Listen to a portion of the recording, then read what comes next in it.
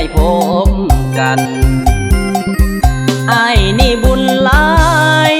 ได้เคียงกายกับน้องจอมขวัญความหักของเฮาวันนั้น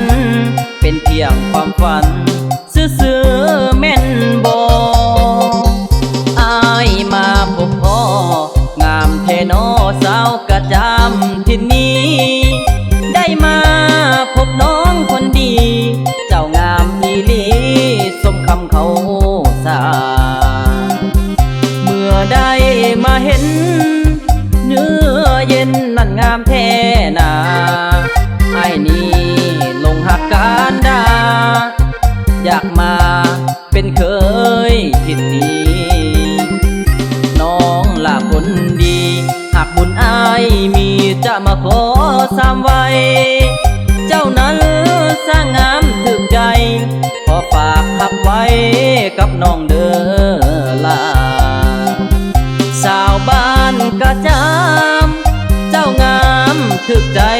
บาดตาอายหักแต่เจ้าเด้อล่ะไอ้นี่อยากพาเจ้าเข้าเฮือนหอ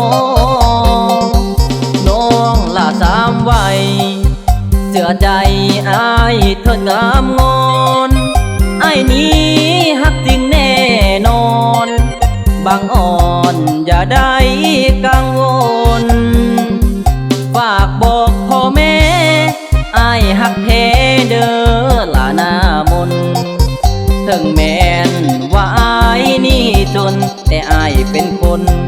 หักแท้เด้อนาง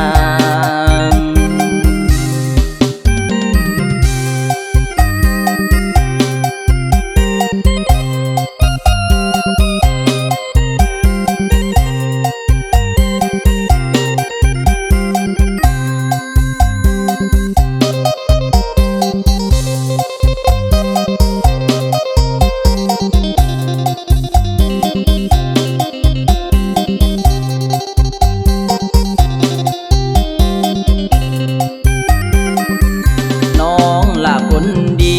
หากบุญอ้ายมีจะมาขอสามไว้เจ้านั้นสร้างงามถึกใจขอฝากหักไว้กับน้องเด้อล่ะสาวบ้านกระจำเจ้างามถึกใจบาดตาอ้ายหักแต่เจ้าเด้อล่ะไอ้นี่อยากพาเจ้าเข้าเฮือนหอสามไว้เสื้อใจอายเถิดงามงอนไอ้นี้หักจริงแน่นอนบางอ่อนอย่าได้กังวลฝากบอกพ่อแม่อายหักแท้เด้อล่ะหน้ามนถึงแม้นว่าอายนี่จนแต่อายเป็นคนหักแท้เด้อ